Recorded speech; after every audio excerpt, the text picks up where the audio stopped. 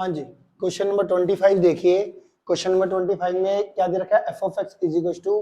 X upon mod x comma x not equal to 0 और f of x equal to 0 होगा अगर x equal to 0 है। तो अगर एक्स की वैल्यू 0 के बराबर नहीं है तो फंक्शन की वैल्यू ये होगी, अगर एक्स की वैल्यू 0 के बराबर है तो फंक्शन की वैल्यू ये है, मतलब एक्स इक्वल टू 0 पे फंक्शन ये है, एक्स नॉट इक्वल टू 0 पे फंक्शन ये वाला है। आपको निकालना क्या है भाई, limit x tend to 0 f of x, है ना। देखो क्या करना है, एट एक्स इक्वल टू 0 पर, एट एक्स इक्वल टू 0 पर limit x tend to 0 negative, 0 negative का मतलब एक्स वैल्यू लेस देन 0 है, मैंने आपको बता ही दिया। एक्स वैल्यू लेस देन 0 पे, एक्स लेस देन 0 का मतलब x not equal to 0, x not equal to 0 के आगे फंक्शन कौन सा लिखोगे, एक्स अपॉन मोड एक्स।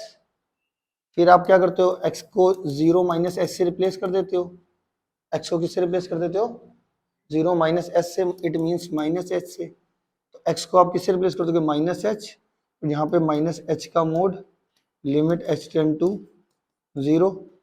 तो यहाँ पे कितना जाएगा हमारे पास, माइनस एच ऊपर आ गया और नीचे माइनस एच का मोड, आपको पता है नेगेटिव क्वांटिटी का मोड पॉजिटिव हो जाता है, आपको सेकंड चैप्टर में मैंने बताया ही था। माइनस एच का मोड प्लस एच और लिमिट एच टेंड टू 0, ये एच से एच डिवाइड होके क्या आ जाएगा, -1, माइनस एच अपॉन एच -1 आ जाएगा ना, तो आंसर आ गया आपका -1। पहले कटिंग करनी है, अगर आप एच के लिए 0 यहाँ पे पुट कर देते हो, अगर आप यहाँ पे एच के लिए 0 पुट कर देते हो तो आपको साफ साफ दिख रहा है कि डिनोमिनेटर में 0 आ जाएगा, डिनोमिनेटर में वैल्यू नॉट डिफाइंड हो जाती है, डिनोमिनेटर में अगर 0 आए तो वैल्यू नॉट डिफाइंड हो जाती है, इसलिए 0/0 इनडिटरमिनेट फॉर्म होती है, वो भी नॉट डिफाइंड होती है एक तरीके से, ठीक है। डिनोमिनेटर में 0 आ गया तो समझ लो अनडिफाइंड फॉर्म या इनडिटरमिनेट फॉर्म है। अगला कहते हैं हम आरएचएल में चलते हैं जी। आरएचएल में हमारा आता है limit x tend to 0 positive, limit x tend to 0 positive कितना देगा, एक्स अपॉन मोड में एक्स, एक्स की जगह पे क्या पुट कर देंगे,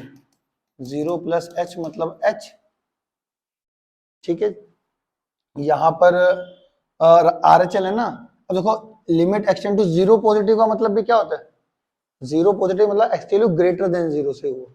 0 पॉजिटिव कहां पर लाई करता है, ग्रेटर देन 0, तो ग्रेटर देन 0 में का मतलब वो भी एक्स नॉट इक्वल टू 0 हुआ, फंक्शन सेम ले लेंगे, ऊपर x की जगह पे h रिप्लेस कर देंगे, नीचे ये मोड h और फंक्शन h में आ गया तो limit h tend to 0, h का मोड कितना हो जाएगा, h ही हो जाएगा, लिमिट h टेंड टू 0 आ गया, h को h से डिवाइड करके आंसर कितना आ जाएगा, +1 आ जाएगा। अब आपको साफ साफ पता चल गया भाई LHL is not equal to RHL, therefore limit x tend to 0 f of x does not exist, does not exist, ठीक है। मेरी बात समझ में आ गई, ये था क्वेश्चन नंबर 25।